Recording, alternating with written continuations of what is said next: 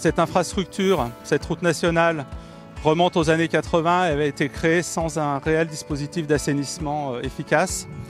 Donc la DIR Centre-Est a bâti un programme pour assainir l'ensemble des chaussées de la VRU, y compris ses bretelles d'échangeurs, pour à peu près 14 millions d'euros, financés 100% par l'État.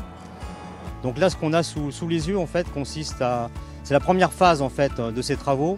Donc on a un bassin, on aura deux bassins, en fait. On aura un dispositif de deux bassins, un bassin en béton armé, assez profond, de 5-6 mètres de profondeur. Et on aura un deuxième bassin superficiel. Donc ce sera un bassin constitué de filtres à sable, en fait. Donc cette opération, elle permettra de traiter la pollution chronique qui est causée par exemple par les sels de déverglaçage, les hydrocarbures, les pneumatiques ou la pollution routière, et également de traiter, d'intercepter une pollution accidentelle, par exemple suite au renversement d'un poids lourd, sachant que la VRU supporte un trafic d'à peu près 8000 poids lourds par jour. Donc actuellement, là, on aura fini en 2022 un bassin.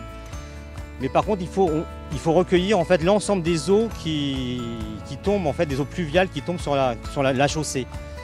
Donc ça va consister essentiellement à mettre en place en bord de VRU des canalisations avec des difficultés par endroit. Quand on va se rapprocher en fait de ce site, on aura des canalisations qui seront enterrées à 4-5 mètres de profondeur, qui seront dans la nappe et qui seront à proximité de la digue de la Lesse. Donc on aura des enjeux à la fois environnementaux et des enjeux aussi de sécurité d'ouvrage. Alors cette opération de 14 millions d'euros, elle est bien sûr phasée. Donc la première phase, elle concerne toute la section entre Champ-Nord et Villarcher, avec en particulier ce secteur-là autour du nœud autoroutier, puisque nous souhaitons avancer en même temps qu'AREA réaménage l'ensemble de l'échangeur autoroutier.